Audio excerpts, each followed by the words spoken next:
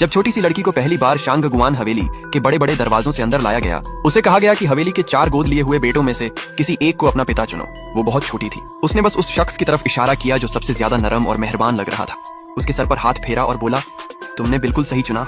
लेकिन उसे नहीं मालूम था कि उस मुस्कान के पीछे एक जहरीला सांप छिपा है जो बस सही वक्त का इंतजार कर रहा था। सालों बाद वही नरम दिल दूसरा अंकल पूरे शांगगुआन खानदान का मालिक बन बैठा, और जब लड़की उसके किसी काम की नहीं रही, उसने उसे बेरहमी से मार डाला। मगर तकदीर को मजाक करना आता है। अपनी कुर्सी बचाने के लिए उसी दूसरे अंकल ने अपने बड़े भाई को भी कत्ल करवा दिया। वही भाई जिसने लड़की की हिफाजत की थी।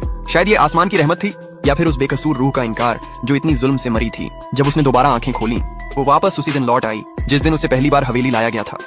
इस बार उसने कसम खाई, वो अब किसी की मासूम प्यादा नहीं बनेगी। जब दादाजी ने फिर कहा, 4 बेटों में से किसी एक को पिता चुनो, तो उसका दिल अब साफ जानता था क्या करना है। इस बार वो उस झूठी मुस्कान वाले दरिंदे को नहीं चुनेगी, बल्कि उस शख्स को जो पिछली जिंदगी में उसे बचाते बचाते मारा गया था। वो था गलत समझा गया बड़ा भाई। लेकिन जैसे ही दादाजी ने ऐलान किया, बाकी अंकल्स ने अपनी अपनी दरिया दिली दिखानी शुरू की। चौथे अंकल ने सबसे पहले कदम बढ़ाया।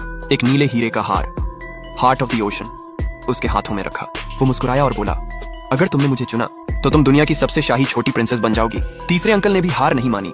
वो कई शानदार ड्रेसेस लेकर आया, हर एक पिछले से ज्यादा कीमती। उसने मीठी बातों में कहा, मैं तुम्हें सबसे ज्यादा चमकदार बना दूंगा। लड़की दोनों को देखती रही, चेहरा बिल्कुल शांत। धीरे से बोली, ये सब बहुत महंगा है, मुझे पसंद नहीं।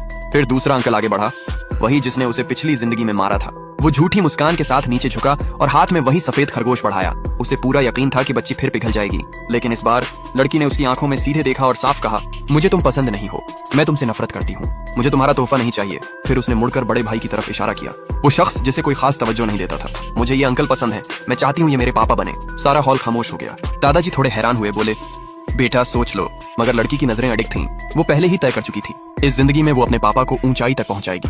आगे क्या हुआ ये देखने के लिए कमेंट में लिखें नेक्स्ट पार्ट।